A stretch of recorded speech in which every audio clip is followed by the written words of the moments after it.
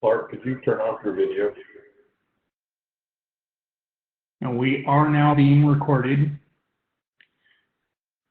So welcome to the STIR interim meeting, first of 2020. We'll see if we have more as we go along. Our first order of business is to note that this meeting is operating under the note well. If you're not familiar with the note well, please take some time to familiarize yourself with it before you contribute to this meeting. Our agenda today is on the screen. Our first order of business is to find the minute takers, Jabber scribe, and to again point people at the blue sheets. Some people are having issues connecting to UPad. Keep trying. Several people have been able to attach. We've got a few people that have already added their name to the blue sheet there. See if you can get in before the meeting's over and add yourself. If you can't, send me email and I will take care of it at the end of the meeting. I do not yet have a minute taker. Do we have someone on the call who is willing to take notes? We don't need a blow by blow. We are being recorded. We just need a quick sketch of decisions that were taken.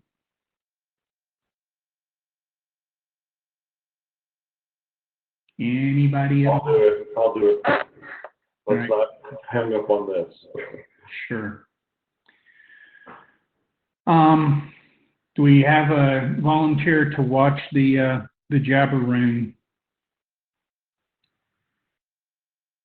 My experience from running another one that was totally virtual was that didn't really need to happen because we're all virtual.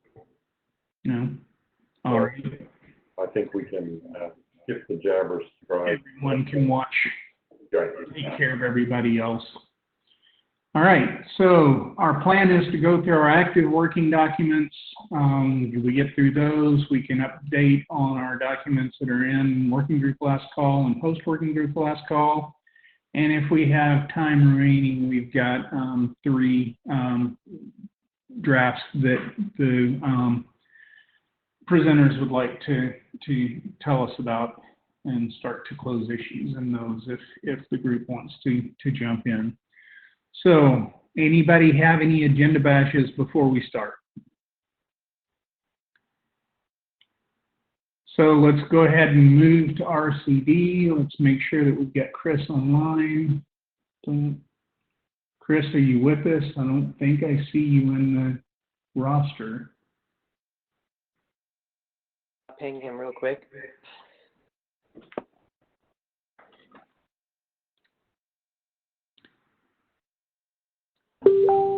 Hey guys, this is Murray. Was STIR passport divert on that agenda? I'm sorry. Yes, it's in the updates on post-working group last call documents. Perfect, thank you. So I guess while we're waiting, do we have Martin?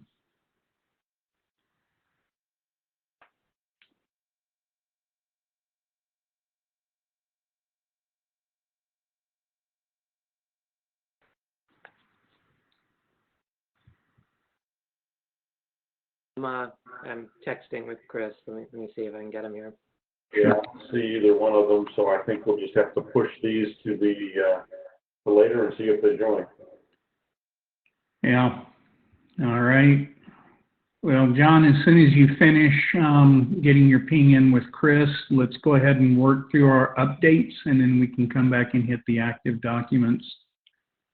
That makes sense. We'll see if he replies here. Yeah, we'll do these. This will be fun and exciting. And just let me know when to advance. I will do so. So yeah, next slide. We're going to talk about 3 docs here. Hopefully this won't be too complicated or controversial. So the good news is 2 of those documents, the out-of-band doc and the divert doc, have progressed out of the working group. And in fact, OOB is in the RFC editor's queue at the moment. So that one is proceeding, which is good because there's a lot of people here know there's kind of a lot of talk about OB these days. And so it's probably good that we're getting that one off the plate. I'm not going to say too much about what's going on with the state of that one now, obviously, though, if we have time later, we will be talking a bit about the service provider out of band draft that I submitted as an individual for this one. As for Divert, so Divert went to the ISG quite recently. There are a few issues there, though. Most of them I'd say concern div-O, the idea of using div in this nested fashion with the opt former passport inserted into it. And I'll talk a bit about these in another slide. But Benjamin also raised an issue about hiding the original called number by not including a div passport, kind of what the security implications are if you really do want to obscure what the original called number was, because you want to obscure whatever like service logic you're using for forwarding, you know, kind of what the results of that really are. And so there probably is some taxes we need to add it for that. And he had a ton of minor comments, like quite a slew that we'll have to work through here. And as well, just the reviewers, including the IANA review, found a number of nits and editorials that need to be fixed as well. I'll go through a few of those now. So next slide. Right, so div-O. So the div-O text that's in the diversion draft is frankly a bit of a stub. So it defines this new passport option for div-O. And this is something really you mostly use for out of band. This is not something we expect would be used for in-band SIP-based diversion, where our assumption is that you're able to add an additional passport, probably in a new identity header, right? And that it's up to the verification service, to the relying party on the terminating side, to be able to correlate the diversion passports that are stored in these identity headers with the original passport and kind of figure out the chain between them. Div-O doesn't have that luxury. Div-O assumes you're either at a CPS in an OB case, or you're using some sort of non-SIP protocol in any event that doesn't have that ability to carry multiple identity headers and for people to be able to sort it out on the end. And I mean, I think the main thing that Benjamin raised, and actually both Benjamin and Roman raised this in the reviews, there's kind of no particular ASBS behavior that's described for them in the draft today. And partly I think it's that the division of labor between this document and OOB is perhaps unclear in that regard, since OOB goes to great lengths to kind of discuss, okay, this is what's different about an AS and a BS, an authentication service and a verification service in these out-of-band cases. And so we would probably need to specify div-O a bit more here in order to make Ben and Roman and probably the implementation community happy about that. And so, I mean, that though would not be a small lift. That would be the kind of lift where I imagine this would probably have to come back to the working group afterwards, because it would be the addition of a considerable amount of normative text to that section. And, I'm willing to do that, but I think we should probably float that here. So if people have an opinion about, the prospective value of doing this at this point, because for better or for worse, and I understand there are a lot of people who feel it's for the worse, there does seem to be more buzz, more traction. There's actually implementations, deployment of out-of-band at the moment. And so because of that, probably having a diversion story for it makes sense, and it's probably worth the investment of a bit more energy in this. But I wanted to stop and just ask whether you had any comments on kind of whether we should go forward and specify more of div-O.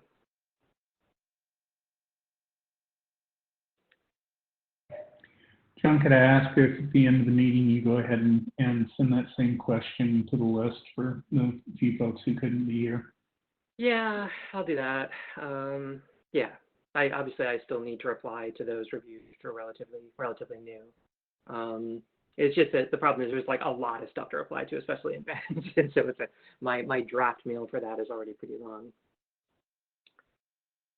But any thoughts from the group on this?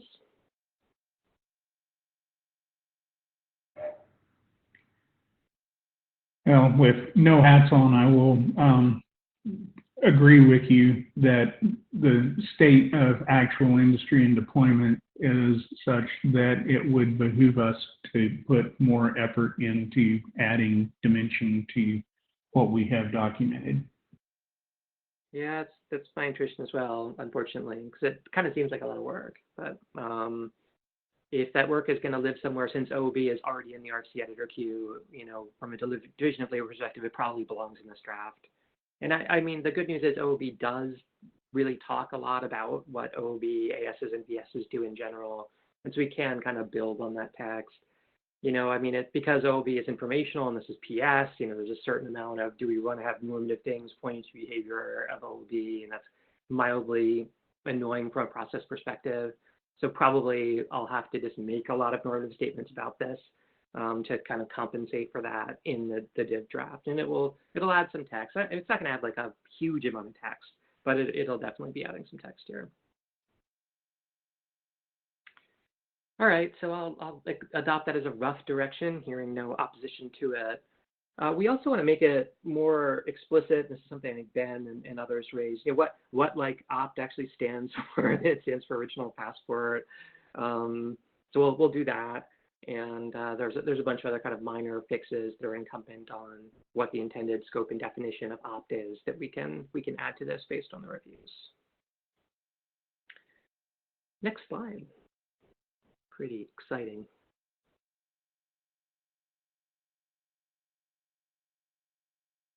Next slide. Yeah, thanks. Perfect.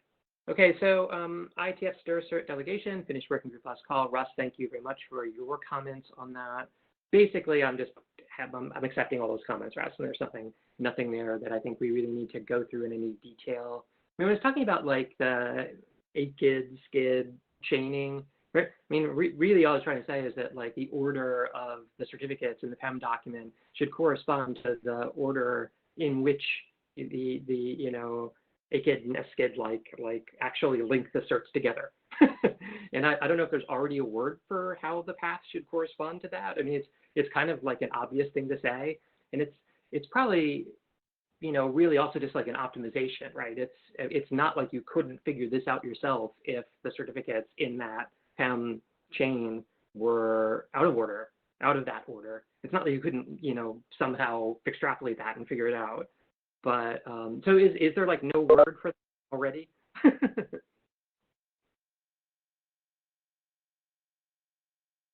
I mean, you could say something, Ted, this is Sean Turner. You could say something in effect from the signer to the root. I mean, you could provide more information for the implementers, but you're absolutely right, is that if the blob of certs is there, once they start processing these things, you're going to know from the issuer subject name who's what. Yeah, I mean, but I was just saying, wouldn't it be nice if they were like in the right order to start with, so you didn't have to, kind of figure out, oh, the fourth one down is actually the first one or something. But so there's no name for like organizing a PEM chain that way already. I'll have to think of it, but I mean, there is some, because usually like in CMS, it's just a cert blob, and they actually called it that, right? It's just a blob of certs.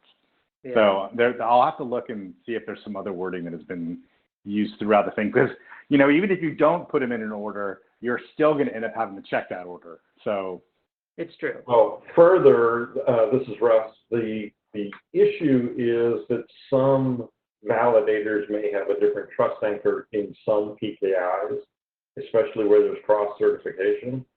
In this one, we don't have that problem. Yeah. So there ought to be some way to say that, but I can't think of any RFC that defines such a word. Yeah, I mean, the problem is we don't really want the RFC to be, predicating how trust anchors are organized in deployment. It just so happens trust anchors are organized in deployment this way. Right, right, exactly. So we can know that there's a facilitating assumption we're making, even if, like, it's but not you something could say organized from the trust anchor towards the signer. Okay. Yeah, that sounds good. Could you write that down too, just so we know exactly what the right word for it is? Yeah, that'd be good. Just put it in like the Java or something. Sure. And I'll patch it in. Everything else that you suggested, it's fine. That was the only one where it's kind of like, yeah, I just don't know what the right word is.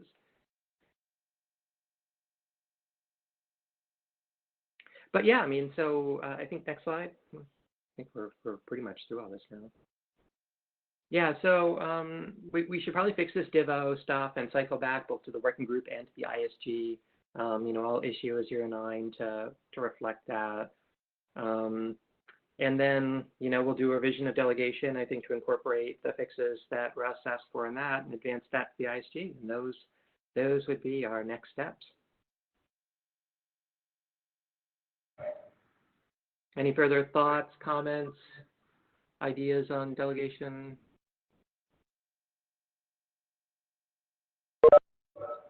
No, sounds like we've got the plan. All right. How you doing, Robert? Sorry about that. This showed up as at 2 o'clock on my calendar. Yeah, everything I sent out had it at 9:30. Sorry about that.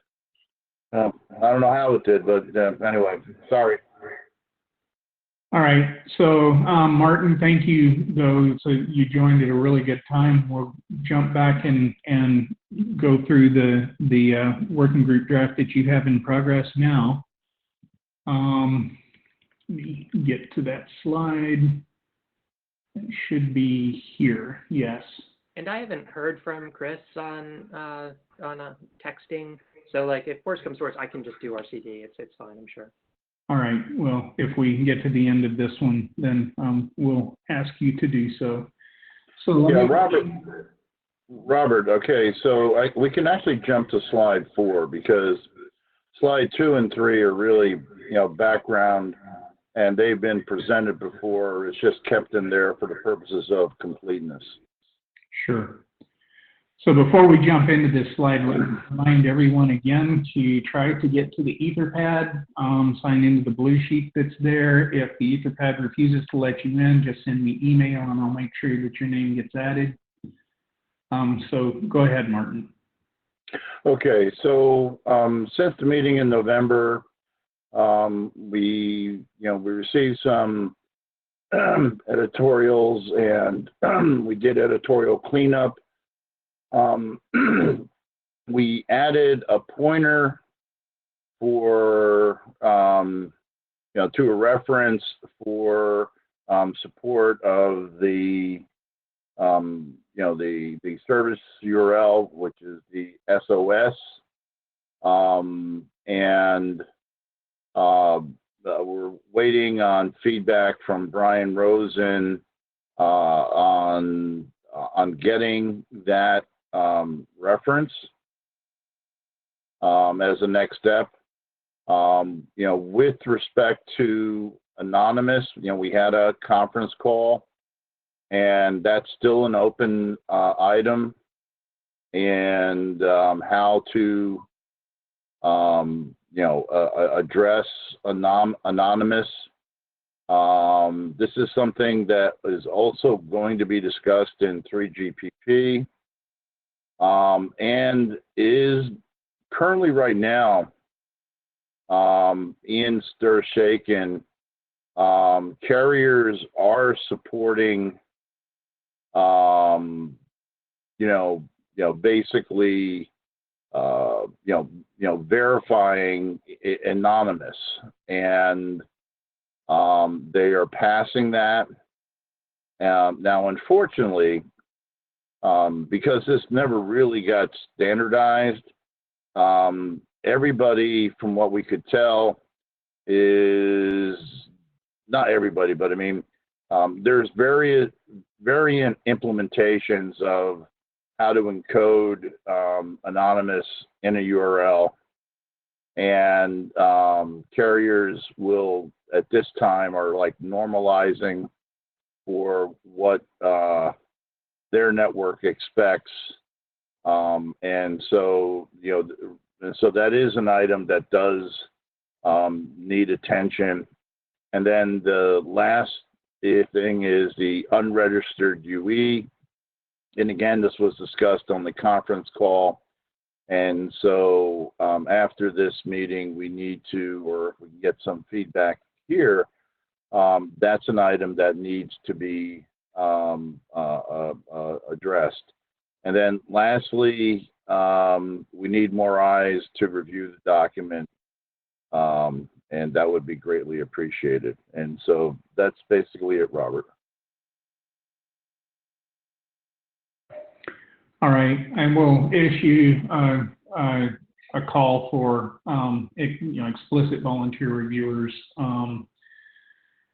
on the list at the end of the meeting. I think we're still a little bit of ways from the point where we would want to working group last call this. Do you have a feel for just in your mind what the timeline is for closing these items that you've identified that need a little bit more text where it would be reasonable to working group last call the document? Is that going to be in the next month or so, or is it going to be more than that? I think in fairness, it would likely be, sometime, maybe July, a couple of months out. All right, we'll set that as a plan.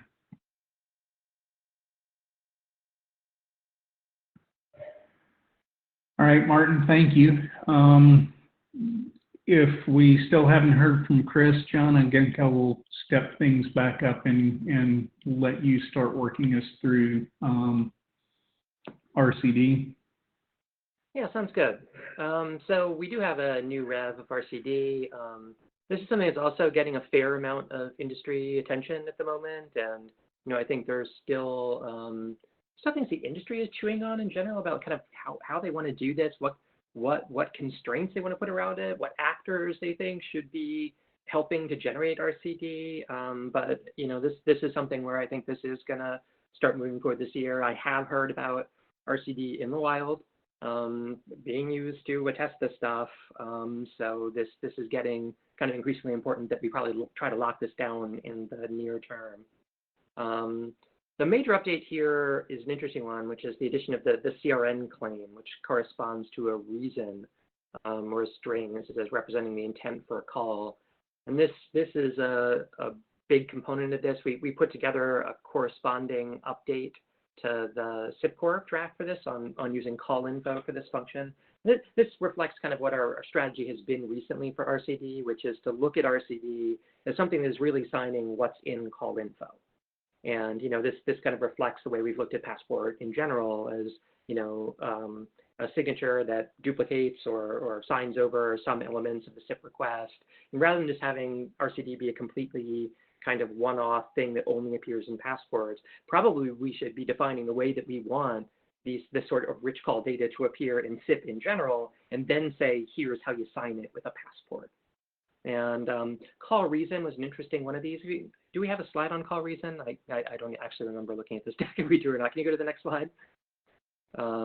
Yeah, so I mean, the call reason claim conveys the caller's intention in contacting the callee. And looking at this, it was kind of fun for me looking back at SIP and looking at like, what do we think the subject field of like a SIP request means? Like, would subject suffice for this? And there are a variety of reasons why I think probably we want something new, a one-off, just given what the historical usages or lack thereof of subject have been. And instead have something that's just a string that we can stick into the call info itself as an additional parameter that defines why somebody is placing this call. So, for example, if this is a restaurant that's calling you, it could be to confirm your reservation, will be listed in that reason field. And the idea is that that is something that the user agents themselves could ultimately have a way to access. And what that is a complicated question. There's a lot of controversy, I'd say, still about exactly how much data from a Passport is going to end up making its way down to the UEs at the end of the day. And we think that doing that with subject, for example, because subject historically has not been something that's just like rendered to a UE didn't make sense. We wanted to find a new field that has the security property associated with it, that it can be signed, so you know that you're getting a proper attestation of it from the originator of the call.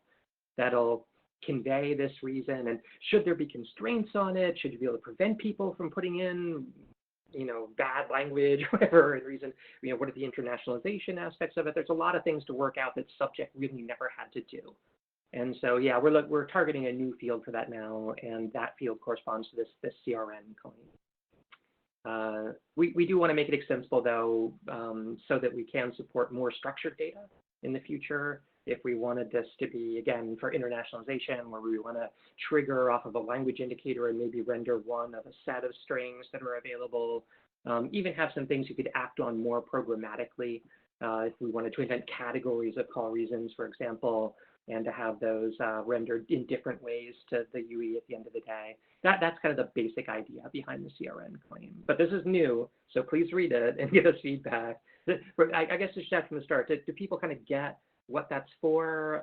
Do people get why subject probably isn't a good fit, or people want to push back and say, no, we should use SIP subject? Any thoughts about this?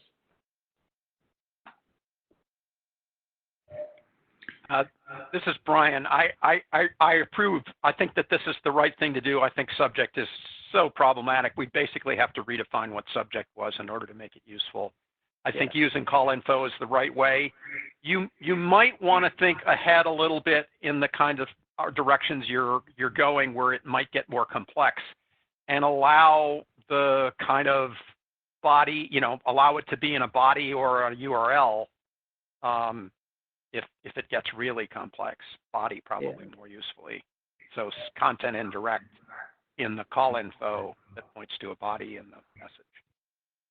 Yeah, and I mean, because this is like really this is the first draft we've articulated this in. I don't think we've thought through a lot of that yet, but that makes sense to me to be able to point to CID or something.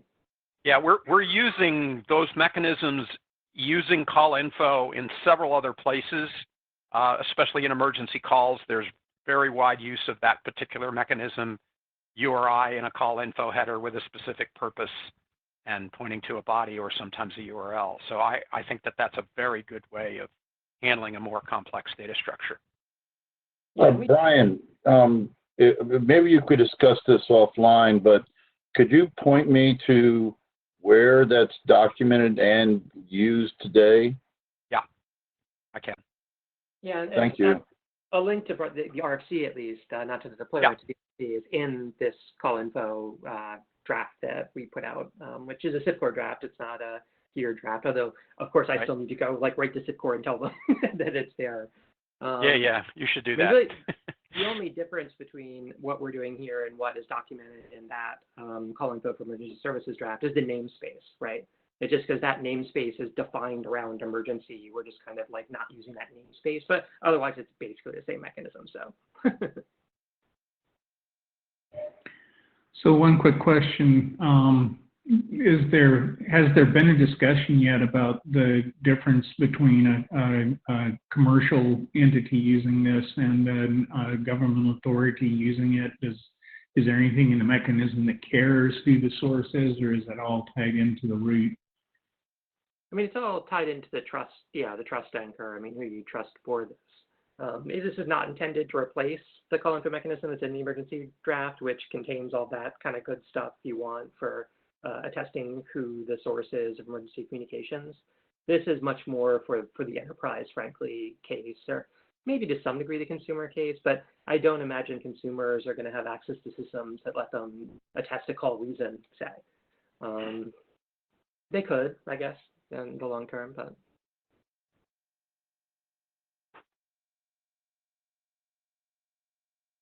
So anyway, that's CRN. Why don't we move on? No other comments on CRN. Here's just an example of CRN for your ears only, James Bond. And yeah, so this shows kind of the two approaches as well to RCD that we're working off of today.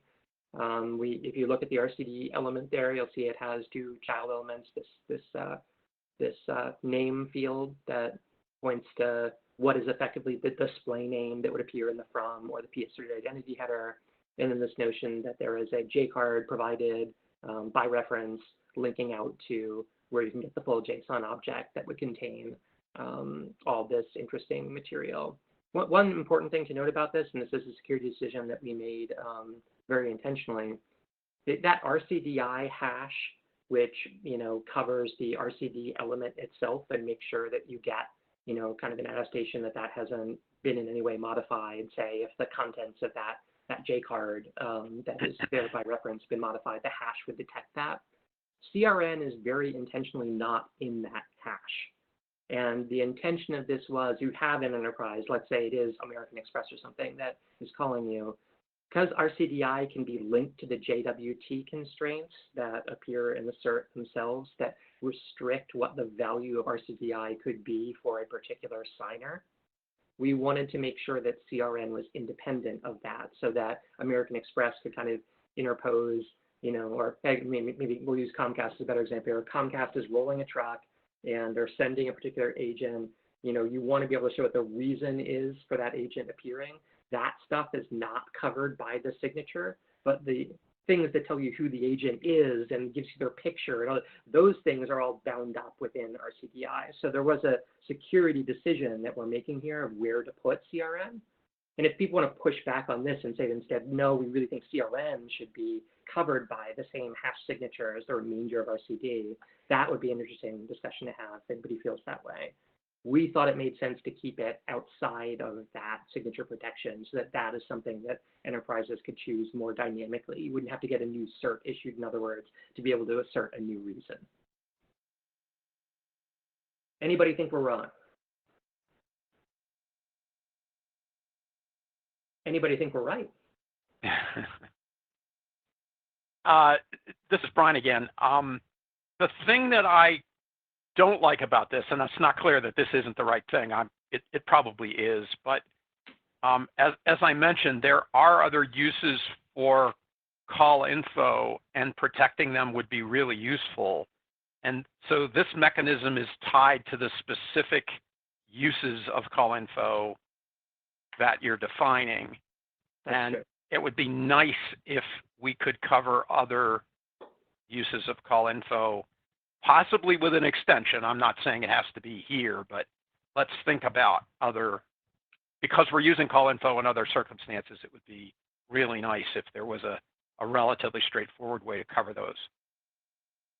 You're right, and we should talk about that. Yeah, I mean, I guess it would come down to the same, the interesting question about how to protect things from passport for RCD is this RCDI and its connection to the JWT constraints in the certificate that is signing it. Is that a constraint, a valuable constraint, you think, for the emergency cases? Like, would you want to restrict, you know, I mean, again, this is designed to constrain, right, an enterprise from misrepresenting itself, from, you know, a small hardware store in, you know, Tallahassee from claiming that it is in fact Walmart.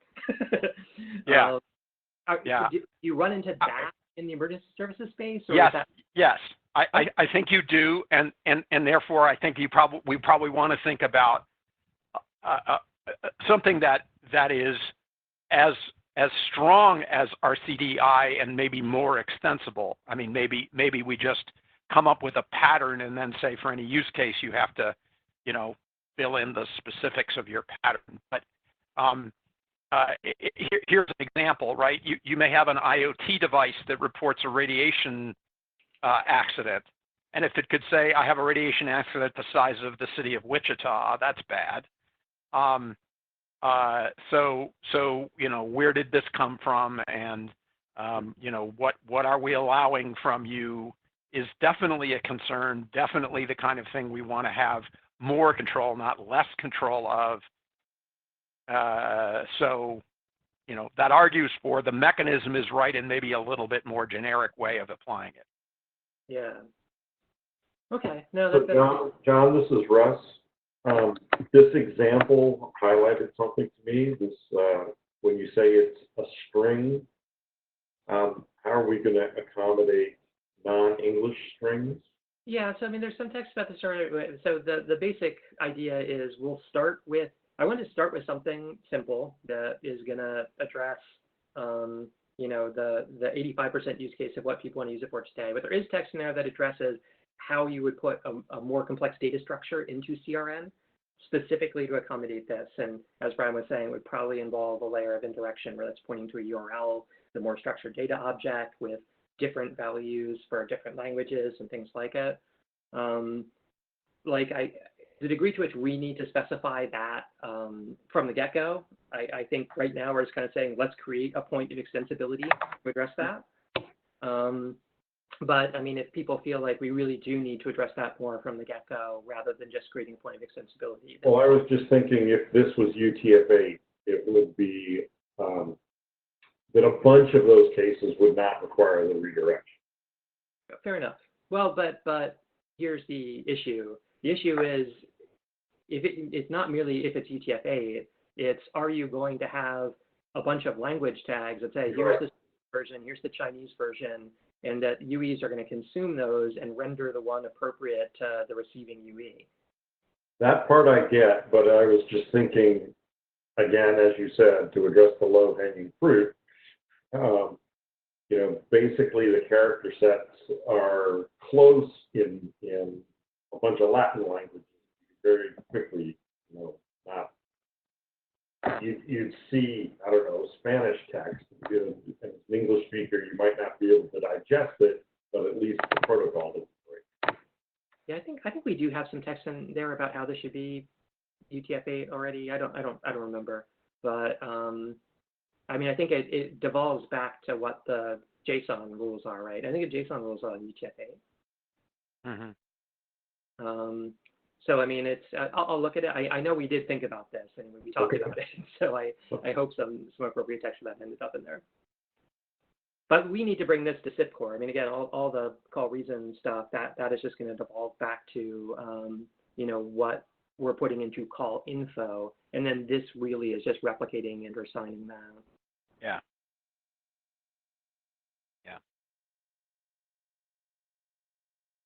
So yeah, that's where we are with this. We think this helps. We hear a lot of people wanting this reason stuff, and so we figured this may be the last major part of this we're going to add. But the core things you see there, the RCD stanza and the RCDI stanza, those are the main mechanisms that we're planning on using to kind of secure the display that goes to the end user. And reason is just a little bit of icing on the cake for us that seems necessary. So when do you think this will be ready for working group last call? Well, I mean, I'd like to say soon. I mean, again, I think the ideas here are relatively mature. If provided people are willing to let us largely punt on what that more extensible format for CRN turns out to be, I think this is quite close. And we also do want to work, I think, a bit, at least talk a bit through with Brian, what it would look like to have a, you know, and I don't know if that'll be in this document. This could be a separate document, Brian. Really, because it's not RCD itself. We could make something that's very close to RCD that would work for the emergency case. I guess the real question of that is just, do we want to define a one-off of RCDI, or do we want to have a more generic? Here's a way to sign a set of elements that are appearing in RCD that is, here is a hook for JWT constraints, and instead of just having it be an element called RCDI, it could be the JWT hook, right? And the JWT hook here is RCDI, and here's the hash, and you could also have JWT hook for emergency services, and here's the hash. So, I mean, if we want to talk about something like that, that would reopen the patient for a bit more surgery. I was kind of more wondering how the linkage to SIPCore was going to delay or expedite this. Well, SIPCore doesn't have a lot on its plate, right? No, SIPCore is pretty quiet right now, so plenty of activity of available mind share, let's say. Yeah, I mean, that said, we do need to do it. I mean, basically, I haven't even started trying to push that there, so I agree, that'll take some time. I think we could probably sketch out how to handle other uses of call info with a relatively small amount of work. What kind of surgery this does to the document, I'm not sure yet, but it isn't going to be a wholesale replacement. It's just whether a piece of it gets taken out and abstracted into another document, and this is an instance of it, or whether it's just a pattern that we, you know, create another document that looks a lot like this document that covers another case. I don't know, but we can work that out quickly. Yeah, Brian, we'll have a call offline about that. Mm-hmm. Mm-hmm. All right, I think that's it for this document, unless anybody else has any further comments.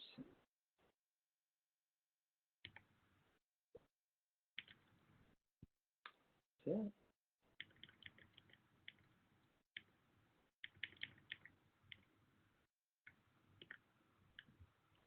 All right, Eric, do we have you?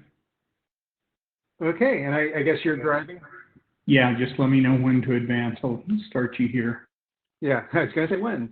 So back in IETF 101, there was a lot of concern over this draft that IANA would be an arbiter of who gets to put records in the registry. And on the one hand, that kind of was not the case, but we realized that it doesn't matter. Not that it doesn't matter that IANA would be an arbiter, but that we don't need an arbiter. Basically, the realization is, if you think at how STIR is actually being used, particularly in combination with Shaken, it's not, oh, there's a good STIR signature, the phone call must be good, nor, oh, there's a bad signature, the phone call must be bad. It's that this is just one more piece of data in the calculation of whether the phone call is good or bad. So for example, in the US for +1202, iConnective and DigiCert, whomever will have an entry in the root of trust. And yes, somebody could put in another one by some evil organized crime boss. And the point is that we're not going to ask IANA to figure out who is allowed and who isn't allowed. It actually would allow the evil registration. I'll talk about that in a sec. If you go to the next slide, I think I covered it, but yep, I covered that. So if you go to the next one.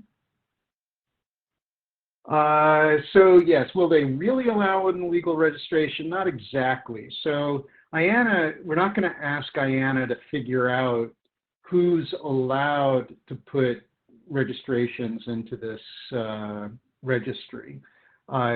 Even in the United States, it's going to be very complex because it's not going to be the FCC. The FCC has basically told Addis, go do what you're going to do, and Addis then contracts out. And we can't expect IANA to follow all that. But what IANA will do is, in the spirit of STIR, we eat our own dog food. Namely, and if you look in the draft, you'll see the mechanisms. They basically have non-reputable identity of who's making the registration, and that goes into the registry. Which means it's not up to IANA to figure out if it's, how should we say, a legitimate registration, but it's up to the user of the registry to figure that out. I thought about it for a moment, and we do have an allergy to having, identifying information in a registry, but then I realized, hey, this is all driven by governments. There's not a the government of the UK does not need to have it secret who's registering. So there's no privacy issue there. And then basically the users figure out, if they see a registration by iConnective and a registration by Evil Corp, they can figure out that it should be iConnective. Go to the next one. So we are, again, like with the last draft, we're working with IANA on this. One thing they pointed out is the current draft says the registration model is first come, first serve. And they pointed out it's not really first come, first serve because there can be multiple entries.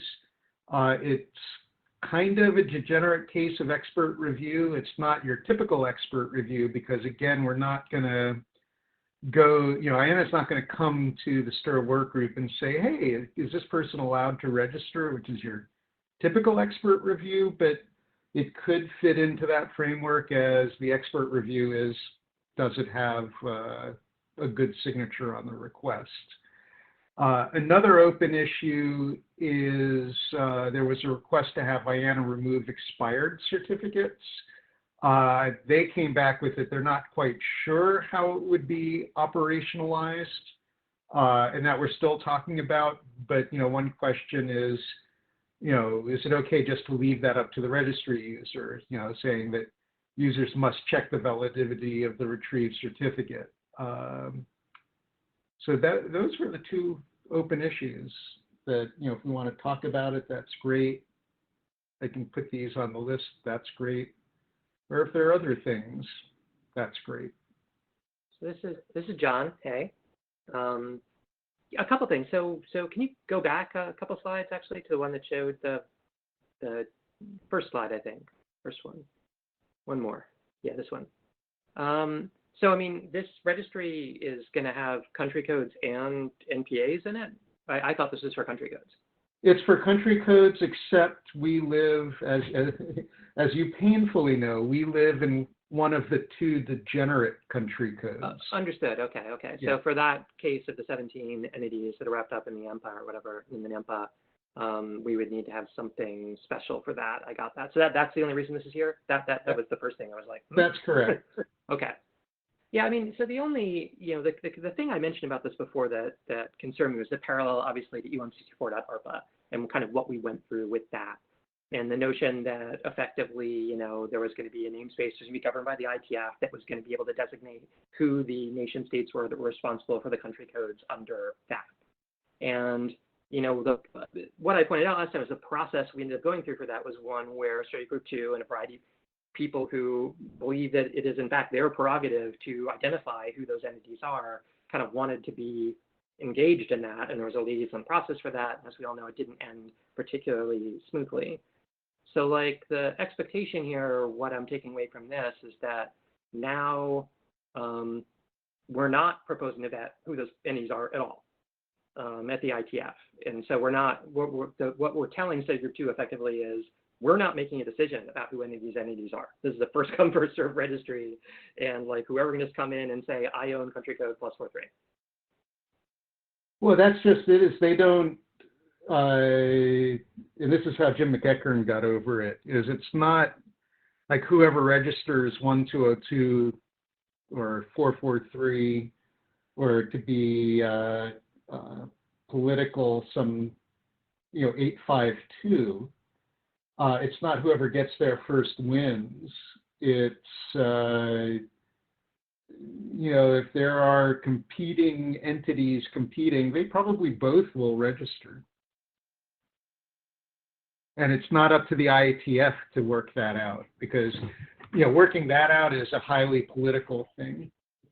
So if multiple entities come and say, I own +87, 810, just to give what I know is a delicious example, our notion is that we'll have multiple records that are in the IANA for 87, 810, one of which is for the entity that legitimately controls that, or many of which are not. And it's up to relying parties to ultimately decide which of those they trust. That's correct. Is it ideal? No, but it's, in a sense, it's a lot better than the alternative.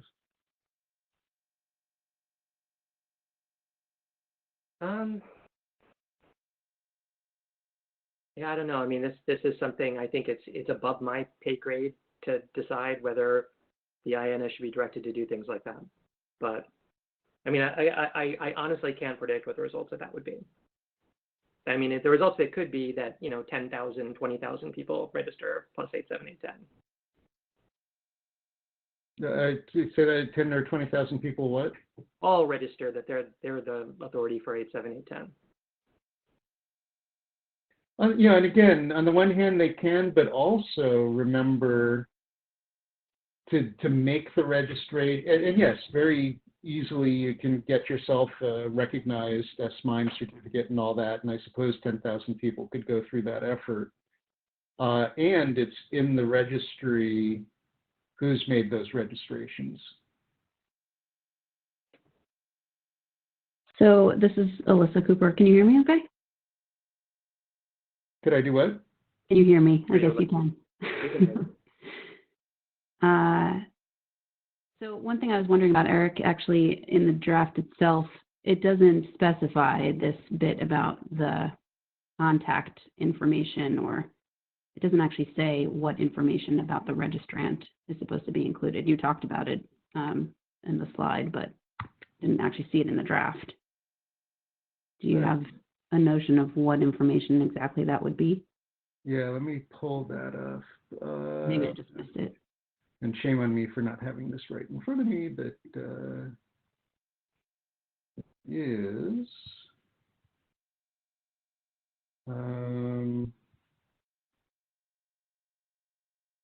It was just the domain. Okay, so there isn't actually a person. It's not a contact person or a telephone number or whatever, because again, Okay. you get back into, well, you get into a couple of practical things. One is it might literally not be a person. And again, we don't want to burden IANA with trying to figure out, what's what. It's just basically they either get an email or we can do it. And we're talking with Michelle and Kim about, how to operationalize this. Okay. Yeah, my other question was if just from talking to them, if there's other registries that they administer where they do domain validation? I haven't talked to them about that, but that's an obvious question. Yeah, Because if there was a precedent, it would be helpful because yeah, I think for them, I think it's always useful to try to shield them as much as possible from having to make substantive policy decisions. So even which mechanisms, count or don't, if they have to go down the path of specifying which mechanisms are appropriate to use to do the validation, I think that's a little tricky for them too. So the more that can be cabined off so that they don't have to decide, the better. That's right. Now, that is something that we can do though, right? Sure. Yeah, you can write anything in a draft, and if they agree to it, then they're clean. Right. and it gets published. This is Brian. I have two conflicting thoughts. One is that you could appoint an expert and give directions to the expert to be very lenient, right? When in doubt, put it in.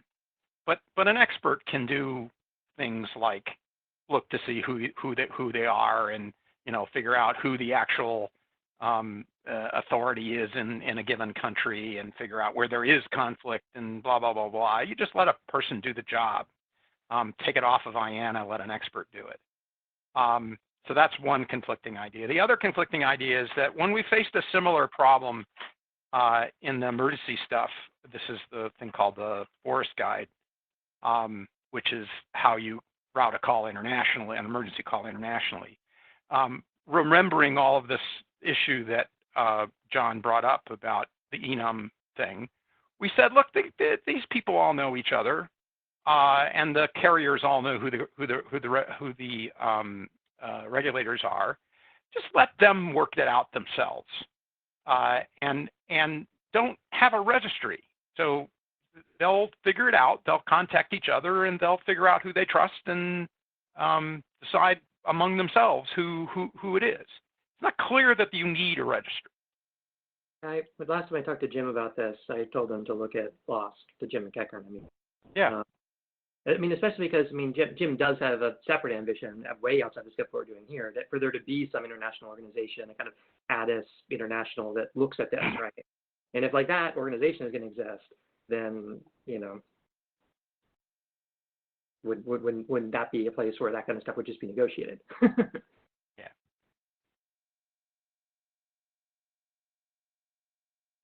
All right, folks, we're getting very close to our end of our scheduled time. I'm willing to let the call run over for people that want to continue to talk, but I think we should officially close the official part of the meeting in the next couple of minutes. Does anyone have any other business items? I know there were a couple of drafts that we had hoped to discuss, and I would encourage the presenters, the champions of those drafts, to send something to the list for now. Anybody have anything else that they need to bring up while we're still effectively in session?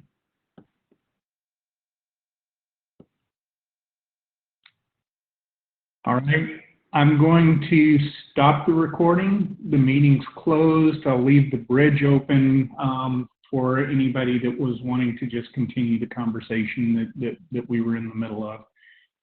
Again, everything will be taken to list as we move along. So I am stopping the recording now.